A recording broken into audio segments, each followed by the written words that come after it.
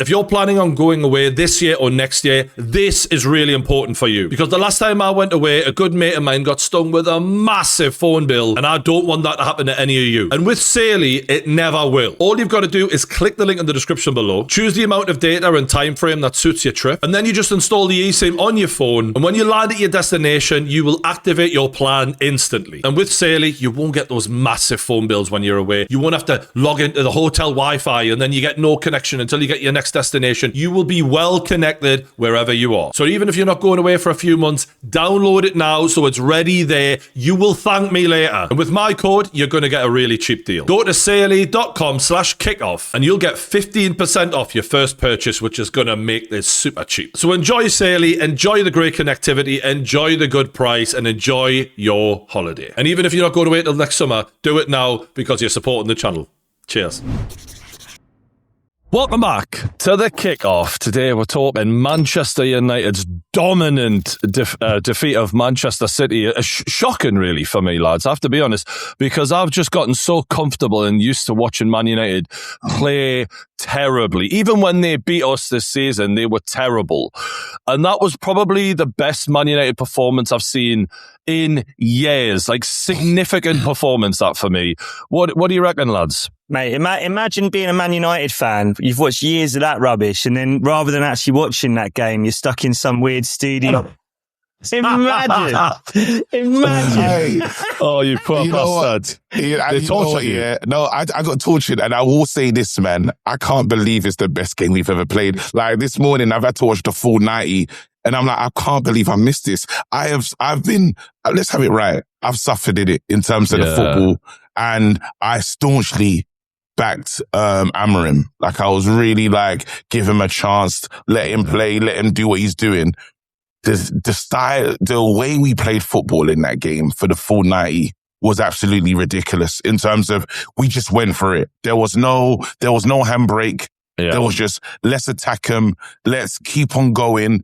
The substitutions, yes, he had players back, but we really were the better side. And Bruno Fernandes, it's like they just decided we're going to win this game no matter what. And it was a great fixture. It was amazing. Well. It was like they were unleashed. And there was a comment from Licha in the post-match press conference about how they'd been playing with the ball in training on the run-up to it. And I'm like, what the fuck were you doing under Amorim? And it does make me think, because I think Eddie Howe's a really off-the-ball manager. It's all about off the ball, when you don't have the ball.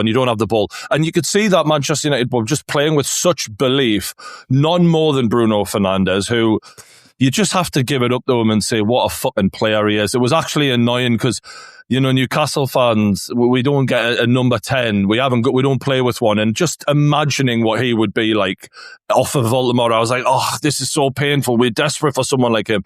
How good was he? I mean, sometimes the superlatives for Bruno, it doesn't make sense because there should be more people talking about how good he is and how he's like almost kind of sacrificed his career playing in a mediocre side. Like, in he's the wrong spent position many years for a long time as well. And his numbers still never lie. Even he's been the deepest player, created the most, and had the most assists. And when he was out, we really missed him. I've said this for time. There's been so many times we brought in a new player that apparently was going to be, it's the end of Bruno Fernandes. Bruno's not going to play. Donny van de Beek, Eriksson. There's been loads that just come in and would say, all right, Bruno, it's over. And he still outperforms everyone that jumps in. Now what we've done is, I feel like we're getting the right players to play with Bruno. The Mbeumo thing is massive. And now I hope for the likes of Seshko, we don't know how it's going to look in the system, unused, but I hope he gets more joy from working alongside Bruno as well. Mate, he is going to benefit so much. And when they broke on that counter-attack, and you've seen the options they had, he could have gone either way. It was very smart football. And to have, like, Ahmad, Mbeumo, Bruno Fernandes, they're fucking good footballers. Yeah. Like, in Cunha coming off the bench, it's been a bit hit and miss, but the thing is like, when you look at how bad the football's been under Amorim, it doesn't actually make logical sense, really. And it was ironic because before the game, Nicky put Paul Scholes on their podcast. They're slagging off Licha. You know, he's going to get taken to the fucking cleaners by Erling Haaland. They didn't even have a shot on target in the second half. We're talking forward in Cherki, Semenyo, Marmoush, Doku, Haaland. That's the power that Man City have in attack. And they didn't get a shot on target. What What does Did you that see make Leach's- the did you see legends Leach's of bit? Man United look like now? Well, this is the thing. So Leach just said at the end, he gestured to the crowd, he done all of that, and he was like, Yeah. Carry, yeah? And he's like, yeah, they're going to keep talking. Leach has been good against Haaland this whole time. You know, Carrick came out and said some things about him earlier, disparaging about his height. He's a good defender. He's a player that we need. Yes, he's one of them players that if you have him, you're going to love him. If you don't, if he's not on your side, you're going to hate him. But the weird thing about it is Nicky Butt and Scholes, they're on our side. So it doesn't make no sense for them to prop up Haaland and take down another player and literally not about football, literally about his height and saying Pre-game as well. It's one thing criticising the performance in-game, but to just say shit before the game even starts, that was a bit weird.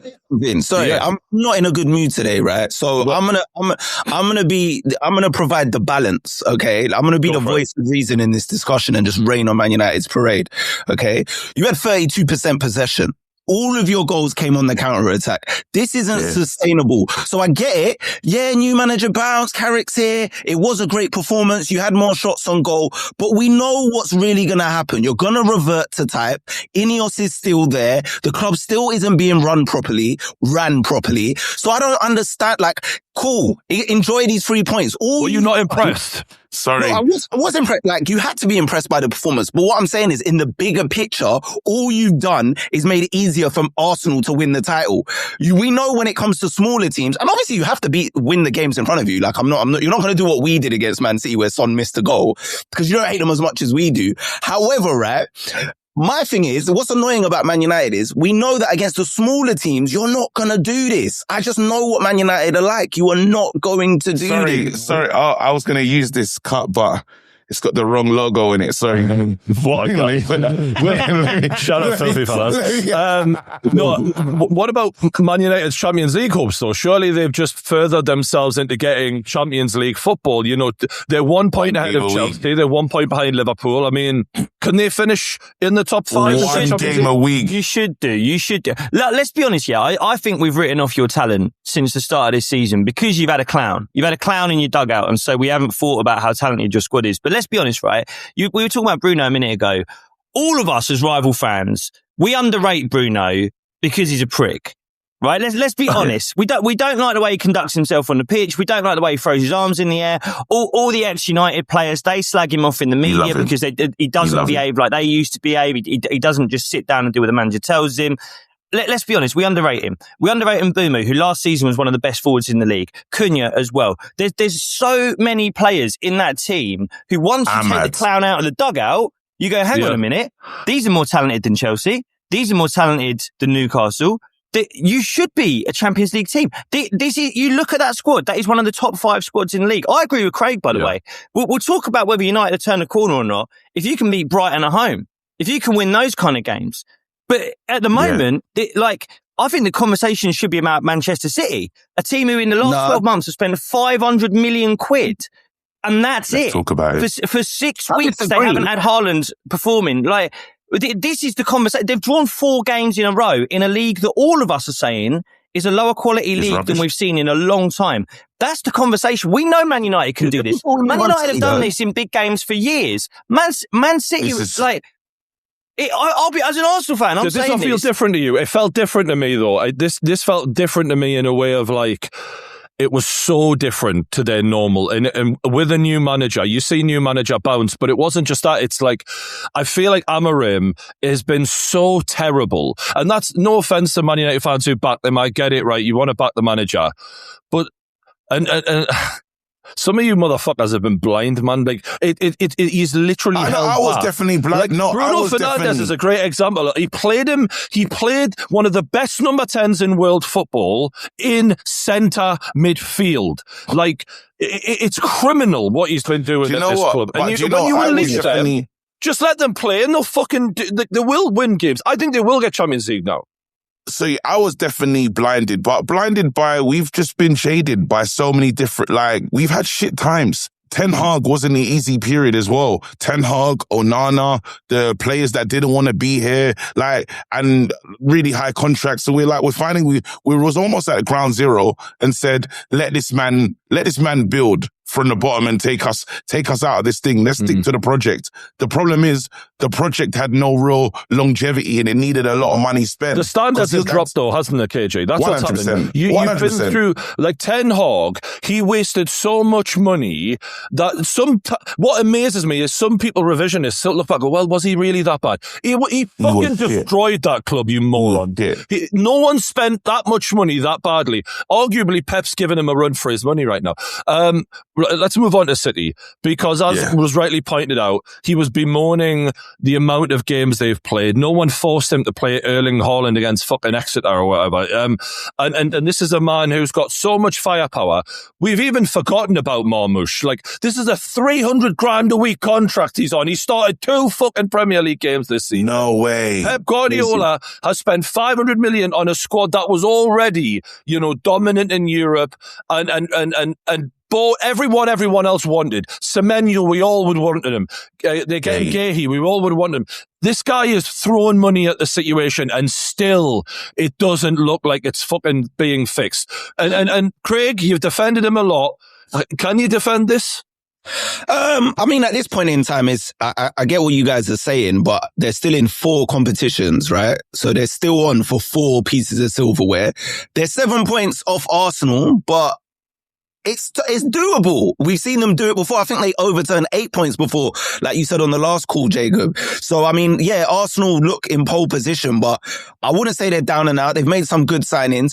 Naturally, if you've spent that amount of money and you don't come up, if you say they just end up winning, I don't know, a Carabao Cup, that's just not going to be good enough. We know that for the amount of money they've spent. You got to win one of the big ones, right? They do have to win one of the big ones with the amount of money they've spent. But it's also fair to say as well that they've completely changed their squad. They've lost some key figures over the last few years. Kevin De Bruyne has gone. Rodri's basically, since that injury, a nothing man. So they are refreshing the squad and they are in a transition phase. And to be in a transition phase and be still arguably in a title race, still in the Champions League, still on for all these pieces of silverware, I don't think it's too bad. And can I just say something on the game as well again? Dalot should have been sent off. Let's be very, very clear. That tackle was on his knee. I do not understand how, one, the referee didn't give that, and VAR, when you look at that, I've seen tackles lower on the shin that have had players. I think the problem is, lads, the slow motion. I think the slow motion makes it look less violent than what it really was. Like, when you've seen it in real time, he flew in to that challenge. It doesn't matter. Look where it connected. Exactly. Look where it connected. Exactly. We watched Doku, right? Certain players have reputations. Doku's not the type of player to roll around. He's the type of player that gets hacked and stays on his feet and keeps dribbling. The way he got hit on his knee, it was like, I didn't understand it. Like, they should have been the ref just called it in the game. But that's what it's because it's early in the game. If that happens on the 80th minute, he sends him off. It's because it's early in the game. That's game defining, isn't it, lads? That's game defining. Because if he goes off, City are galvanised, they smell blood. It could have been a completely different game, that. 100%. But that's what I was saying. I just don't understand how they got away with that. Maybe it's the Old Trafford thing. Then you still don't you ain't taking away the point of what Jacob said earlier. They've had 4 draws. What's going on? They're not. It's not just the draws, when they played Newcastle, right? They beat us the other day at St James's. Credit to them. Semenyo, brilliant. But they're not the old Man City. They do. We've played them twice this season. We beat them once. We came up short the second one. But both games were close, and it just didn't feel like the old Man City. It didn't feel anything like it. It didn't feel like we're playing the champions here. And as much as Arsenal fucking bore me to death sometimes, when we played them, I was like, they're the real deal now. They're the real deal. They play the best football in the league, though. Still, they play 100%. Shirky is a delight to watch. Some of the players, he fucking dropped him. I mean, what are you not playing him for? You know what I mean? Still yet to perform against Man United after saying he wants to kill us. Cool, man. Ain't gonna win yet. Let's move on to Arsenal, because as you rightly pointed out, Man City draw 4 games in a row. Arsenal just have not capitalised, but they've dropped points themselves. And where Man City are great in attack but susceptible at the back, it just feels like Arsenal are a bit of the other way around, where they're amazing defensively, but the attack is where their weaknesses are. I seen a list compiled today on X of where they've dropped points in the league. 7 games so far they've dropped points in, and all of them, it was no set piece goal in any of them, which seems to be where their weakness is, if they can't break someone down. We all seen at the end of the game, I'm sure you've seen Declan Rice looking to the sky, fucking shit. It's always fucking shit. What do we make of just the reaction to the performance from him and not being able to break down a team that's 17th in the league? Yeah. 17th in the, mate, and another statistic. So we've won 15 games in the league. 11 of those games, the first goal was a set piece goal from us. It's like we can crack a team open with a set piece and then score 1 or 2 more.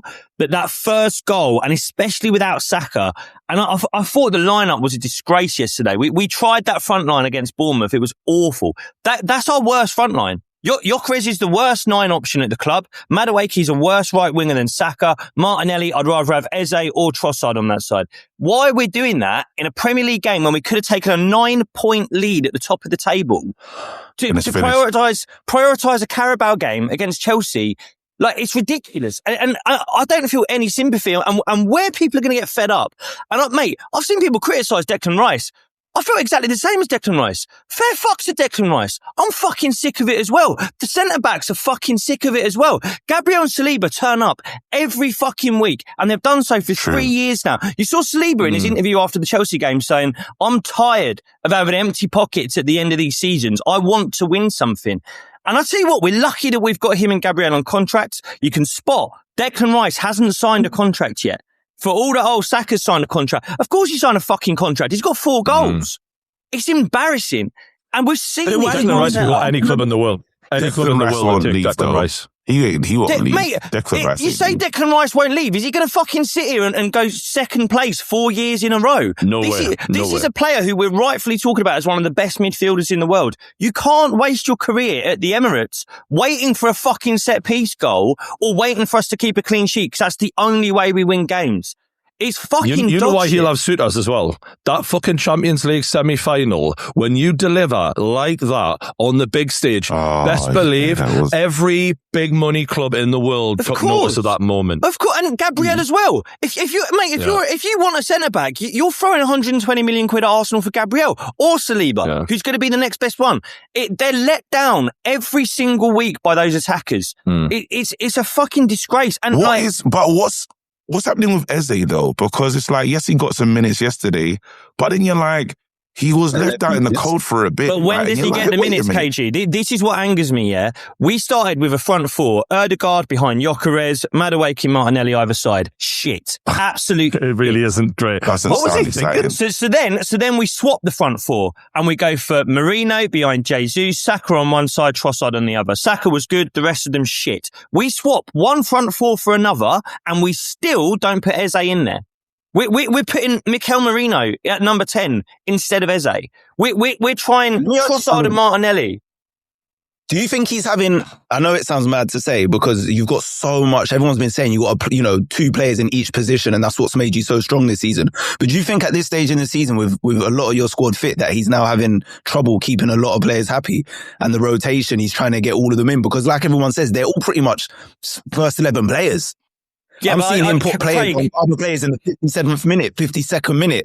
He's not even waiting until Izaki's trying to keep them as much. Who looks unhappy? Declan Rice looks unhappy. Saliba looks unhappy. Gabriel, fucking Martinelli looks like a Make-A-Wish kid who's won an opportunity to play for Arsenal because he's terminal. Like, fucking Trossard, he got a pay rise at the start of the season without a new contract. They're happy. Madueke's happy. Chelsea fans would have put him in a fucking Uber to get him to the Emirates. They're happy as Larry, mate. Don't worry about them. They're all happy. Gyökeres is happy. He's in the fucking Championship. I don't know, maybe in a normal year, but in a World Cup year, every player wants to get minutes, even if they're in a top side competing. Eze's got a fucking theme song now. Eze should have credits from Lil Wayne for the amount of fucking plays that song's got. They're all happy because they're shit. This is the problem. I watched Man City and Man United yesterday. I'm going, and Mbumo walks into our team. Bruno walks into our team. Fucking Foden walks into our team. The goals he scored this season. If you're top of the league, I'm so... That's outrageous, isn't it? Because the league's shit, Craig, and we've got the best defence in the league. And I'm sorry, there's loads of Arsenal fans. I was texting people yesterday. Loads of Arsenal fans are saying, I don't care. We win the league with set pieces. I don't care. We win the league because City is shit. I don't care. I'm still going to celebrate on Upper Street. I'll be on Upper Street. I'm telling you, you now. I don't want to win the league by being the least worst team. I watched us 2 years ago. We look better than this. We got 89 points. It fucking does matter, KG, because I've sat on this channel. It doesn't matter if you win the league. KG, listen. It matters because for the last 3 years, I've sat on this channel and gone, I'm happy clappy. I don't care about winning things because we had a good season. We won games. We're not having a good season. I'm not enjoying week to week. Every fucking week, I'm looking at the lineups and going, oh God, I hope we get a set piece. That's shit. You lot just got to win it first, and then you can think about winning it in style. I think. And then what? We have a party at the end of May, having sat there bored, praying for set pieces for fucking 9 months. It's not good enough. It's actually going to go down as one of the worst teams we've seen win a Premier League title to watch, for sure. That was the thing about the City Man United game. I watched it and I was like, this was a fucking joy to watch this game. I mean, it's so ironic that KG didn't watch it. I didn't see it. But I'm like, I was watching because I'm so used to switching on Super Sunday.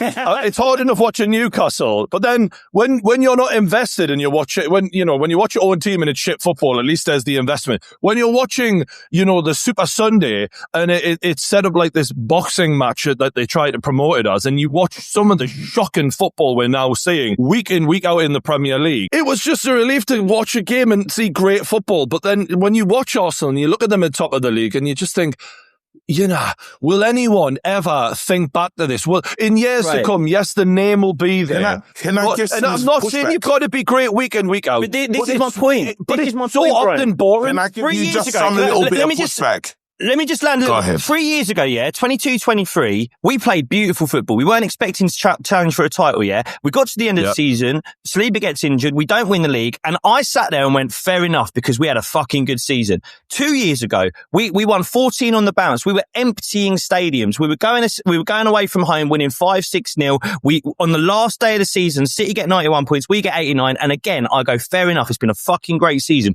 We've emptied away ends, we've scored 5 and 6. I've got to be honest. And if I'm going to happy clap and go, I'm happy with second place because we've had such a good season, I've also got to be honest and go, we're going to win it this year because City have thrown £500 million at shit. Liverpool have done 400 million on attackers and their shit. And that's why we're going to win. And because we've got the best defence in the world. But I have to be honest and go, if I'm going to happy clap when we go second and have a great season, I've got to be honest and say, if we win it this year, this has been worse than those 2 seasons. Can I offer some level of pushback? And I hate that it's me having to do this, and I hate Arsenal. But the fact of the matter is, it's been over 20 years, and to win the Premier League is everything.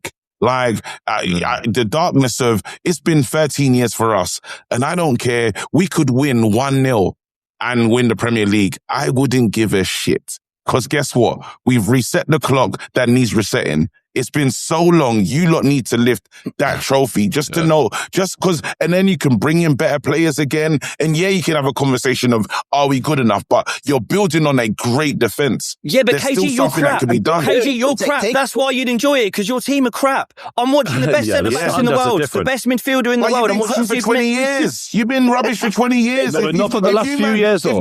Just imagine, these guys are, let's have it right. These guys have almost been homeless. They ain't had no food. And now they're telling they want to be vegans, mate. You can't say that, bro. Someone's providing you this a plate of food.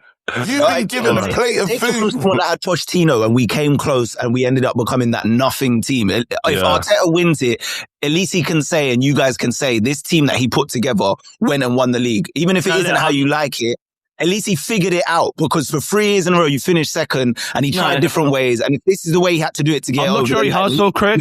Say that. We do have to move on to Liverpool. I'm not entirely sure Arteta has figured it out. From week to week, I don't think he has figured it out. When you look at the weakness there from the set piece issue, if they don't break the deadlock, they do struggle. I think what's happened is other people have fucked themselves up and shot them in the foot, and he's been consistent enough to get this over the line. Fair enough, but we're going to beat them. Is this going to be an era? I think if someone else gets their act together, we're looking at another situation. We got to move on to Liverpool. We're going to beat them. I'm just saying we're going to beat them. Liverpool played 19th place Burnley and could not get the game over the line. They had 20-odd shots to Burnley's, I think it was like 6. Wirtz actually looks like he is coming good, to be fair to him. I criticised him earlier this season. He's playing nice and he is contributing in goals and assists now. And a lovely strike to put them 1-0 up after Slobozai missed a penalty. But they didn't then kick on. They didn't do the Liverpool thing that they were seeing where it's 3, 4, 5 goals. And they let them back in with a bit of a negative style of football, even though they're having shots. They're not playing for the manager the way they used to, in my opinion. And Konate nearly scores an own goal. He lets them through in to get the shot off as well. You know, that failure to sign Gay, he really looks like it's coming back to bite them. And I just need to give you some stats, lads, to really put it into perspective. They've got 5 wins out of and 21 points out of their last 17 Premier League games. That's 1.24 points a game, which is less than when Roy Hodgson was manager. 18 points from an available 51. I don't know how long that stretches back, but it's beyond bad for the standards that Liverpool have set under Jurgen Klopp. And it looks like they're in reverse. And yes, they're still probably going to get Champions League football, but for the money they spend, for the dynasty that they were aiming to create, to hand the trophy over to Arsenal, just how much of a failure is this?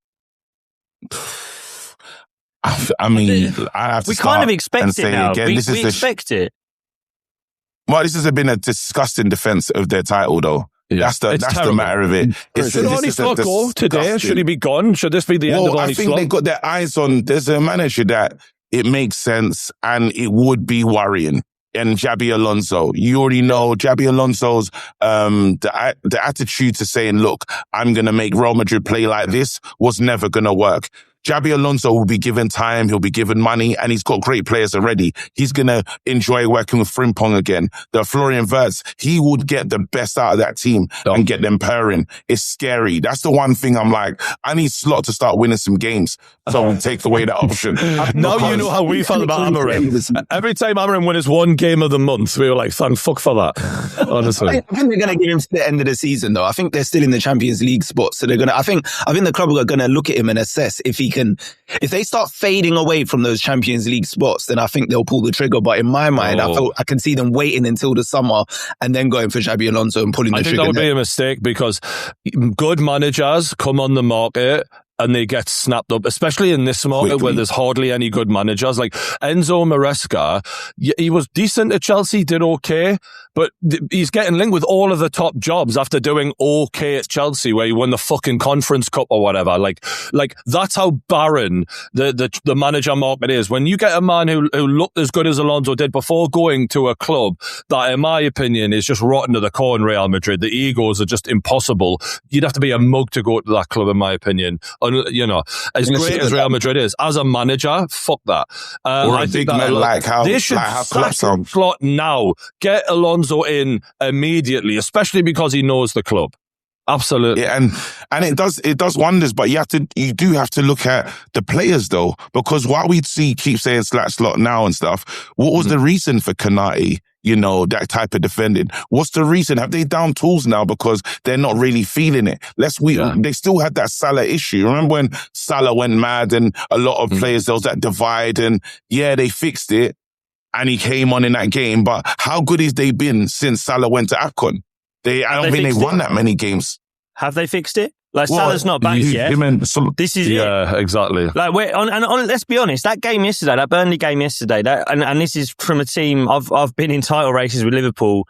I know what happens. You've got that game on, you've got a rough idea, you go, they're going to drop points, and then Salah scores in the 82nd minute, and then maybe he gets one more. Yeah. And this is the thing, Gakpo's good.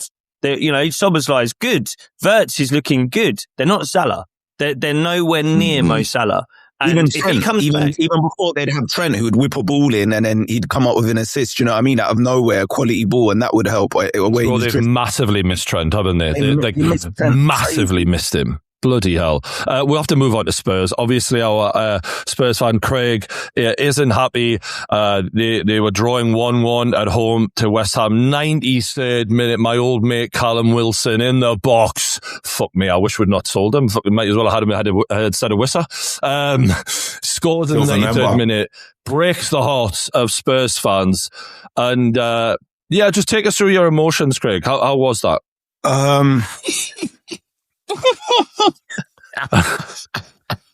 In the words of a late, great Arsenal fan, it's time to go. I want Thomas Frank out, bro. I want him gone. I wanted him gone last night. I've been refreshing my phone since I opened my eyelids today. Refreshing. Nothing. Just articles of him making excuses for why. This guy, yeah, I'm going into rant mode. This guy said that he saw positive signs yesterday that we are still going in the right direction. So we are 14th in the league. We have not won a game at home this year. We haven't won a game in 2026. We've only won 2 games at home all season. Our fan base has become so toxic now where they are chanting, "You're getting sacked in the morning" to their own manager. Tell me the last time you saw a fan base say that to their own manager. How has this guy still got his job? If you are in your own stadium and you're losing to 18th placed, relegation threatened West Ham, who are your London rivals and they are dog shit, right? Hadn't won a game since the 8th of November. This is supposed to be the game where you collect your 3 points and you try to build some momentum. Even though we knew you weren't going to build momentum, probably lose the next game. This is where you're supposed to get 3 points and kind of maybe, I don't know, stifle the rot just a little bit. And you couldn't even do that. You're getting booed and chanted at by your own fans at home. If you had any pride, you would walk away. You would do what Maresca did. You would do what Xabi Alonso did, and you'd be like, the job is just too much for me. I can't handle the pressure. It's too much. I'm leaving. Now, the only reason I can scratch my head and think that this man still has his job is because they don't want to pay him 20. Apparently, we got to pay him 20 million. Apparently, that's how much is left on the contract for Thomas Frank. 20 M's for another 2 years. That is a lot of money for Tottenham. You know, Tottenham that shop in the bargain bin every year that don't want to bought Gahey for that. 20 million. They don't want to be wasting 20 million. So they're there scratching their brain going, we don't want to waste the 20 million. Maybe we just maybe get out to the end of the season and figure it out. But let's be clear. The writing's on the wall. He can't turn it around. And he compared it to right now the team is like turning a ship tanker. Did you hear him say that? Yeah. He said it's compared to turning a tanker where it's like really so, like when the Titanic saw the iceberg and it tried to, we've already hit the iceberg. We have already hit the iceberg. He was the iceberg. I don't understand what's going on. The iceberg's been hit. The water's in. And everyone's looking for lifeboats. We threw him at boy Basuma, and he was the best player on the pitch. We're talking about Basuma, who's been in the cold, came on and is the best player on the pitch. Things are terrible at Spurs right now. I want the season done. Have you Can I heard break about this down, though, KJ? I've got some. I've got to, because obviously he was saying that it was headed in the positive direction. He actually said we were close to something very good. Ironically, Romero completely contradicted him and said that was a disaster. XG, which obviously pinch of salt, West Ham had 3 XG to their 1.72. So it wasn't even like it was a smash and grab. And when we're looking at Nuno Santo has won the same number of Premier League matches at the Tottenham Hotspur Stadium in the last 9 months as Spurs have, apparently 2. Opposition manager. It's crazy. And also, if you look at his last 13 games, Thomas Frank, it's diabolical. It's just X. There's so many defeats in here. Surely they got to sack him. No, but is he the problem, though? Yeah. Is he the problem? Yes. Yeah. Yes. Big Ange had better win record. Big Ange just win record. I've heard them say they want Big Ange on interim. They said they'll take in. I've had Spurs fans. I don't want that. They were both terrible managers. Let me tell you something. As a manager, if you manage Tottenham Hotspur, you can't be on page 2 of the Premier League in January. You can't. I don't care what anyone says. People can debate about who's the top 6. Is it Newcastle? And is it Villa? Is it Spurs? I don't care. The fact of the matter is Spurs are a massive club. And in my opinion, we should be in the big 6, big 8 in 2026. But then how can we be 14th? When you say this though, when you talk about the quality, what players, Jordy, what players do you want from Spurs in your team? I would say Kudus, Van de Ven, I think are both good players, really good players. 2.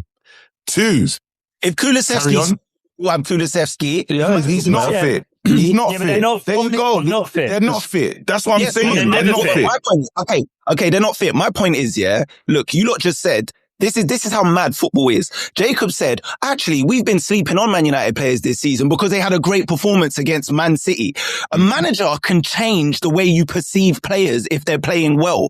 These players, I'm not saying we've got world beaters in the Spurs team. I don't rate a lot of the Spurs players in that way, but they are better than 14th. You can't look at that Spurs squad, majority of them internationals for their countries, by the way, and tell me they're 14th in the league. Udogie, Pedro Porro, Romero, World Cup winner. Van der Ven. You're telling me these players, Xavi Simons, like you're telling me these players are 14th in the league players. They're just under a shit manager, bro. They should at least be 9th in the league. We should be page 1 minimum with this squad we have. I'm not hearing any different from anyone else. Are we officially, like I mentioned this earlier this season, Spurs fans got really angry at me, but I don't know if they're going to still have that same energy. We'll find out. Are we revoking Spurs' Big Six status? Are we officially think it needs to be looked at? It's been a long time. Based on revenue, boy, hold on. Based on revenue, based on fan base. No, but we are in the top 10 richest clubs in the world. We need to look. I think we need to look at it. Performance is in there. Wait, he said he's in there based on revenue. Is he taking the piss? That's one factor. That's one factor. Revenue. He's the tax man. Where did Spurs finish last season? Was it 17th? 17th. Yeah, and they're 14th now. Like this is becoming a thing, isn't it? We won silverware. No, you don't get to play both sides. Are you shit or not? You spent all the time telling us you're shit, and now you're the big teams, mate. Big team, win silverware. We have a massive fan base. We have a world-class stadium. I think it's better than all your stadiums. Wait, hold on. Are we allowing Craig to do this? Are we allowing Craig to really do this? No, you can't do this, Craig. I'm sick of it, bro. Can I finish? Pick a side, mate, and stick to it. Champions League football, and we've been in the Champions League final way recently than any of your teams. So I don't want to hear any of that. Now let's talk about it. Let's really talk about it, because we let Craig in and that's not how this goes. Yeah, you have to sit there and hold some corn because you're also got a good stadium now. Leicester have got a lovely stadium. The only time you get to talk is when Man City are doing well. No, you have to sit here now. This is your moment to sit there and hold that, bro. Your manager don't even recognize what cup he should be drinking out of. And none of the players in your dressing room, they saw him drinking with that cup and they didn't say nothing to him as well. You lot are an absolute disgrace, bro. You should be looking at yourself, and you've hounded that other guy because you lot wanted, you said, play a bit defensive. I can do this, bro. I can, because I'm talking from a great space, bro. Because of your club. You only pipe up when it's Man City. When it's your club, now you want to say, we're shit. And now you're in the Big Six. Piss off. Get out of here, bro. You have to sit down and be humble. Oh, that's the reason I can tell you as well that you should not get gassed about this Man City win, because that was our best. I'm not even getting gassed. Season against Man City. When is your new manager bounce? Where's your new manager bounce? Need it. Doesn't exist, mate. Right, Mason in. Jacob, you sat quietly there, so I'm just going to let you give a quick take on this. Big Six Spurs, are they at least in danger of losing that if they carry on heading in the way they are? I think they've got to look around. There's too many teams who've got better players and better managers than them, and that's just simple facts. Villa have got a better team and a better manager. Simple. You talk about Palace. Palace have got a better manager. I watched Brentford, right? Brentford just played, they lost, right? But they played Chelsea off the park at Stamford Bridge. Like, they should have fucking battered them. And I was watching Brentford going, fuck me, we don't play like this. Bloody hell. That's the problem now, is the Premier League. Some of those type of sides are just getting their act together. And I think Spurs obviously are a massive club. I'm not saying they're not a massive club, but Newcastle were a massive club once. We were second in the league, and before you know it, you're finding yourself irrelevant. And the more you spend time in that bottom half of the table, say next season again, it becomes 3 seasons where you're bottom half of the league. Your status, your stadium, it's lovely, but it's not going to do enough to keep you relevant. And you have to be, in order to attract those big players, in order to stay in the top 6. And I do think Spurs are in massive danger of losing that. Especially when Villa and Newcastle and a few other clubs are all getting their act together. And Sunderland. Well, one thing I'll say is all banner aside, one thing I'll say is, right, the one thing that's keeping us up there right now in that conversation is the fact that we are still in the Champions League. True. We play on Tuesday against Borussia Dortmund. The Champions League is a massive competition that where all the best teams play. Obviously, we are not going to get Champions League this season. So what that means is we're going to be in Man United's position next season, which is one game a week, because we're not going to qualify for Europe. And then that will give us the opportunity to focus on the Premier League, whoever the manager is, hopefully it isn't Frank, and try and build back to where we should be, because we haven't got the squad to be competing midweek in Europe, especially a competition like the Champions League and in the Premier League. If Man United actually beat us in the Europa League final and they got Champions League, they would probably be in our position because of Amorim right now, and we might be higher up the table, and that's how funny football is. You don't think, Craig? The difference is you've got to buy a lot of players this summer. You've got a lot of refreshing in that squad to do. Man United, and I don't like saying this, but we all know it's true. Man United in the summer, whether they've got Champions League or not, they can buy Mbumu, they can buy Cunha, they can buy good players, right? Spurs, if you've not got Champions League next season, and you've said it yourself, you've not got stupid money to be thrown around, you've got to do a lot of squad rebuilding, and you've got to do it with not much money. God knows who your manager's going to be, and you're not offering Champions League football. That's the big difference with Spurs. And that's, I'm not trying to pick on you. Tickets. And I'm hands Beyonce up. tickets. No one likes it. Fuck off, Beyonce tickets, man. You've got something wrong with you. You were in a fucking cube yesterday. You got to pipe down, right? Unfortunately, that's the truth of Man United. This is what I was saying earlier. Mate, we found it out. Newcastle had Champions League football. They beat us in Buenwell. We still couldn't get it. You know what I mean? So that's the Man and United. it's so much way to get Champions League after. Remember, you said to Aston Villa fans, there's a food chain, when he was piping up about Conor Gallagher. So you need to recognise the food chain, because you know it exists. And for you, without Champions League football, things get darker. Very dark. I mean, you're talking. The funny thing is, you're talking to someone that the majority of my life I've seen Spurs not in the Champions League. So you're preaching. I know how that goes, and we still manage to fight and scrape and be in that conversation year in year. I agree. I just think that things are getting harder to do now, like in that sense, and you got to have your shit together, and Spurs need to do that before they become irrelevant again. As Newcastle did once upon a time, it happened to us. So it's not I'm not throwing shade there. No. Everything you guys are saying is facts. Like I'm not disagreeing with that. I think a lot of the fan base that's their worry right now. They don't want to become West Ham. We're looking at West Ham, and we know how quickly, if the people that are running the club don't start running it properly, you can end up like West Ham. Yeah. The one thing I'll say is, and obviously we don't know, time will tell, is they got rid of Daniel Levy. And the ownership now, there's a whole new ownership model. So we're in a transition phase from the pitch to the boardroom at the top. Yeah. And they're saying they're going to spend money and be more proactive now. And we've seen a bit of changes in this window. You know, before we wouldn't have gone and got Conor Gallagher that quick or someone. We would have waited until the end of the window and tried to bargain. Levy would have bargained and brought someone in now. And it looks like they're being more proactive, but only time will tell. But where's that when it comes to finding the creative players? Because that's what your team is lacking. You need the creative. In this window right now, Frank needs some creative players. You got rid of the kid that helped you lot in the Europe. Yeah, you got rid of him, and I was saying no, but I'm saying now, like, who's gonna come in to replace him or to add to be better? Tons of injuries, bro, in those positions. We got Maddison out, we got Kudus out, we got Richarlison out, we've got Kulusevski out. Like, these are long-term injuries.